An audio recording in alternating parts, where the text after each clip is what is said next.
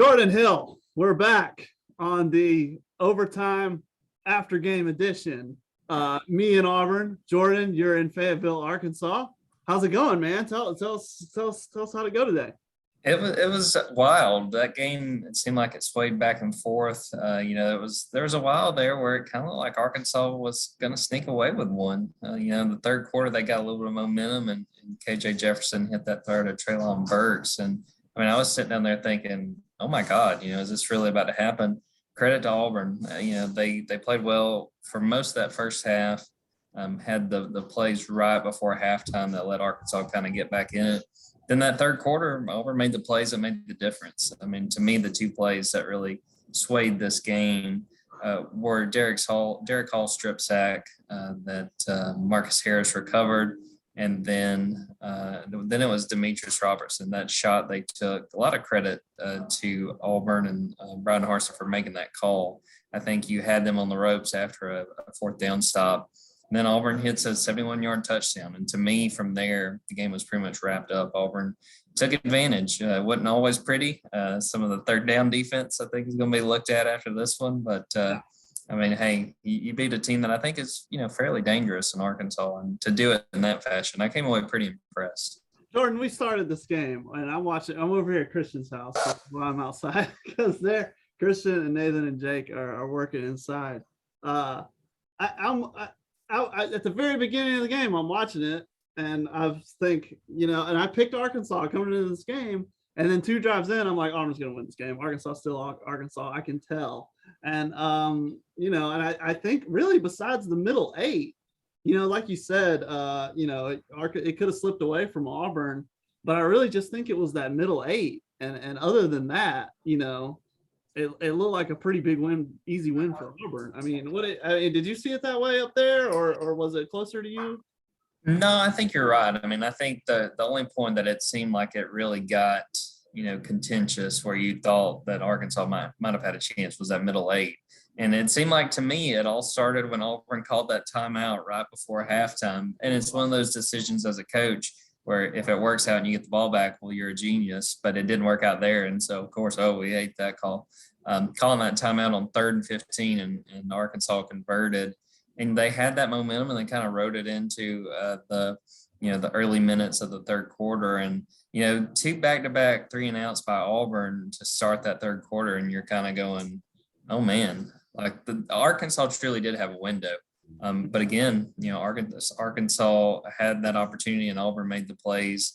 To your point, Lee, I think that the fact that the score wound up being what it was, that was kind of the nature of what the game was. Auburn had the chances to put the game away, and then Arkansas kind of snuck back in there for a minute, but then, Auburn made the plays, and Auburn didn't give up any points in that fourth quarter and delivered. And that's what you have to do if you're going to win. And to me, well-timed game. We talked about this during the pre-week or the middle of the week podcast.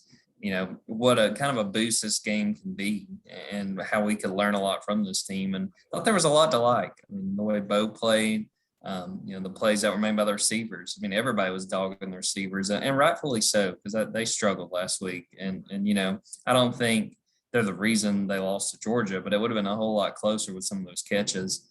I came away impressed. And, it was one of those games where you felt like Auburn was going to win it, and then there was that window where you're like, whoa. Right. Things are getting a little squirrely, but to me, Auburn had the chances and they made the most of them. Right. The middle eight being that the end of the second quarter and the beginning of the third quarter, when the team like Arkansas knew they were receiving to start the third quarter, so it can get dangerous if you can get back-to-back possessions, and they did pretty much. I think Auburn ran a play with 27 seconds left or something. But that's Arkansas won that middle eight 14-0. So that was pretty significant. Scored at the end of the second quarter and then early in the third quarter. But other than that, Auburn wins the game handedly. Like you said about the receivers, this is what I wrote my column about, was just how nothing matters. And week to week, we keep going up and down. And we talked about the outlook. Right. So 2 weeks ago, Auburn beats LSU. Arkansas comes crashing to earth. Texas A&M has its second straight loss. A week ago, the sky's falling. Auburn loses to Georgia. Texas A&M is alive again, and Arkansas has an offense with Ole Miss. And if you're looking at Arkansas and Ole Miss playing a 52-51 game, you're like, can Auburn beat either of those teams? And then here we are back again. So what I wrote was that the only voice that's been steady in all of that is Brian Harsin, to his credit. His 1-0 mentality stuff, his all the cliches he uses. A lot of them sound like cliches, and some of them just are. But it might be what Auburn needs to hear right now, because you and I both have been annoyed by all this talk about like, oh, the West is wide open, because it's not, but it's not any more wide open than it was. Alabama still has to lose, which is unlikely, and so it's a media narrative, but Auburn can't get caught up in that going into this bye week, right? It just needs to refocus, and it really does. What do you think? Should I get Nathan out here? Do you have any other thoughts? Well, yeah. Well, right now it kind of sounds like you're about to be blown away. I feel like I'm watching a tornado watch on the Weather Channel. Well, I'm outside because they're inside working, and I've got the laptop up on his mantle, his fireplace thing outside, because this is where the outlet is, and my battery's low. So this is the best I can do. I totally. That's commitment to the game. That's what hopefully that is. That wind gust didn't blow anybody's speakers out, but that's okay. Yes, you can tweet at us if it did. Some of the things that stood out to me, I think you and I both have at times been critical of the play calling, especially that fourth quarter. I was very, very impressed. I mean, I think it was like a 3rd and 3, 3rd and 4, where they fake the sweep and Bo takes off to the left, and oh hey, look, Nathan King. That's the kick. For our Spotify listeners, Nathan is wearing a Arkansas Razorbacks hat. I don't know where we got this. Was it in the Plainsman office or something? Yeah, this is an old Plainsman relic. Nathan, what did you take away from what you saw? Yeah, I mean, I thought Bo Nix had another pretty stout. I'm gonna take this. How about Bo, dude? Was this? So we were talking about, is this Bo's best performance of the season? And like in one way it is, in another way it was. I felt like, what did I say? I said it was it's the most sustainable performance. I think it is. Maybe the most reason for you to be encouraged by sustainability. Now, I think the LSU game and his Bo stuff and his magic, is his best performance, because otherwise they'd have lost. Right. He put the team on his back. Right. But as far as being encouraged, looking forward, I think it's a really encouraging performance. Jordan, do you remember a single backyard Bo scramble play today? Because I don't. No, I don't think there was a single one. And I don't think it's a negative like when he doesn't have those, but I don't think it's always a positive when he does, because that means the protection wasn't that great. So, I mean, everything worked out really well today for them. I do think it's interesting that most of us assumed the plan was going to be for them to just run the ball. Right. And you said it before the game. You're like, Tank and Jarquez need to go for like 100 each, right? And they'll be good. Right. And they didn't come close to that because the game plan was for Nix to go out and just complete some short passes and gain some confidence, and it ended up in a couple. Ole Miss literally gashed them for like 7 yards a carry. It's 300. They went for 324 yards. Arkansas did against Ole Miss, or no, 350. You mean Ole Miss against Arkansas? Ole Miss against Arkansas, yeah. But whatever, you can't criticize it because Auburn won. But maybe you go into the bye week and this is where they figure out how to run the ball. Right. Or they figure out that the run. I mean, I think it's like Harsin said today, like the run game.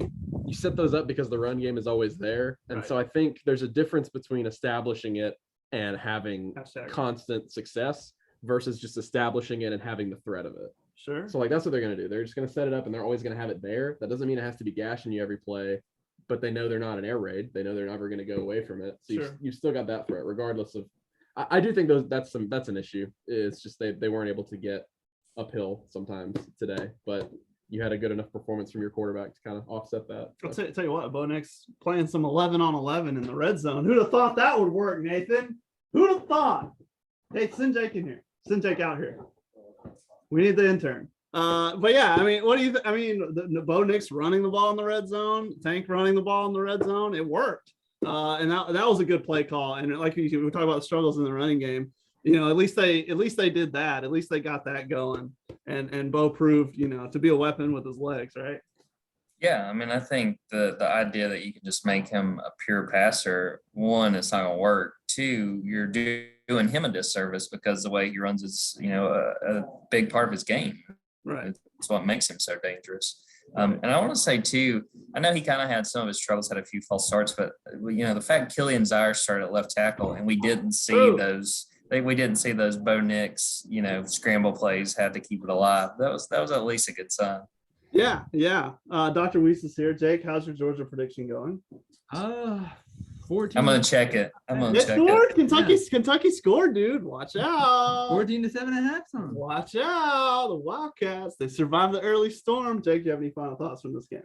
No, I just say the receivers played really well. Right. They had the 2 touchdowns. That was actually the first time they've had 2 touchdowns or more than 1 touchdown through the air since the Alabama State game. All right. So I think that's Jake Weiss intern brings the stats. I think that's something they can build on. I mean, if you're the receivers, you've got this was a good week for them. This was a week that they can take this into the bye week and build on. So I think that's one of the biggest things that Auburn needed to work on. And I mean, they did that. So I think people should be pretty happy with that. I think it's pretty strange how everything keeps going up and down. The receivers go up and down. Everything goes up and down. Yeah. Maybe you go into the bye week and figure things out and have some consistency. I don't know. We'll see. Jordan, what do you got? Any final thoughts? Maybe we should wrap this up. The thing that I do want to talk about before we wrap it up, we can talk a few more minutes, but to me, this is perfect timing as far as the bye week. And a few players talked about that. Derek Hall, Brian Harsin mentioned it as well. I feel like you and I, especially Lee, have gone back and forth on like what we expect because it's been so volatile. But look at the whole SEC. I mean, LSU beat Florida today. I did not see that happening. I did. You didn't put them in the pick'ems. I figured everybody was going to pick. I would have got it right. I figured everybody would pick Florida, but jokes on me. That's all right. But to me, this was well timed because you come back, you have a week where you can focus on yourselves, which is what Brian Harsin talked about in the post game. But then you have a really dangerous Ole Miss team at home, and then it doesn't let up from there. Texas A&M, Mississippi State, South Carolina, and then Alabama. I think Auburn has legitimate chance in most of those games. You don't look at any besides maybe the Iron Bowl, but it's going to be in Auburn, so who knows what's going to happen. But I think that we would be having a very different conversation about what's left of this stretch if Auburn came out here, and maybe not even if it was just a loss, but if they played really, really poorly at Arkansas, you're kind of going, all right, let's do the math and try to see where these wins are. There's got to be some positive feelings and a little bit of momentum that hopefully they, as far as Auburn is concerned, they can kind of build on going forward. You're feeling like you like Mississippi State and you like South Carolina, and now you're thinking, okay, you have Ole Miss after a bye, and I mean, if it holds true that Arkansas and Ole Miss are in a dead heat, which after their 50-50 classic, you would think, all of a sudden you like them in that game too, and then it's just you and the Aggies, between Auburn and another Iron Bowl, winner take all Iron Bowl, which is kind of crazy to think about. Talking about where Auburn was just so recently. So the view always changes. It used to be that the view never changes. The view always changes when you're on the Auburn beat, I guess. So I don't know, Jordan, you got anything else? So I guess we'll just go into the bye week and see if after the bye week, the second half of the season is any less volatile than the first half. No, I mean, I think you hit it. I mean, the biggest thing, what I'll be looking forward to is sitting down and talking with you guys and doing some superlatives from, it's a little bit over half of the season, but since it's a bye week, the bye week's fallen when it is, that we can do some superlatives of what we've thought have stood out, the players that have stood out. I'm sure, Jarquez Hunter and some of those guys are going to get some shout outs. But other than that, the biggest things, we'll have to keep an eye on the defense. They struggled on those 3rd and longs. I mean, that's something that when you're playing an offense that's, really dangerous, you can't, it's not sustainable, and they were able to overcome some of that stuff. But other than that, it's kind of the Brian Harsin motto from, I can't remember if that was a Georgia State game or what, but a win's a win. You take the good, you take the bad, and you move on. And now they got a big week to maybe heal up. Maybe they'll get Owen back. That'd be huge. Some things you got to like coming out of that Arkansas game. But yeah, gonna be a very interesting week to kind of get everything in order and get ready for what's left of the year. Jake, you got a Go Army jacket on. How are the Black Knights doing? I don't know. The game's All on right, Big Ten. we don't know. We don't know. All right. Story of the Hey, I day, wanna we say- don't know. I want to say a shout out because it definitely looks like you're recording on a ring, like a doorbell. I'm just imagining that's what's up, that you just stood in front of the door and that's what you're recording with. Place outside, and above it is his only outdoor outlet. So I'm up here on the mantle, right above his little fireplace deal, looking down on us. It worked out, I think. We'll see. I got to see if we can mute the wind a little bit, lower the volume so don't blow people's speakers out. But other than that, we'll post this thing. Absolutely. Well, I enjoyed it, guys, as always. And thanks for everybody for listening. And I'm sure we'll have more content in the next few days as we kind of catch our breaths ourselves, much less the players and the coaches. We kind of get a chance to recharge before we get ready for what's left of the year. Jordan, travel safe on the way back. Absolutely. Appreciate it, guys. See you soon.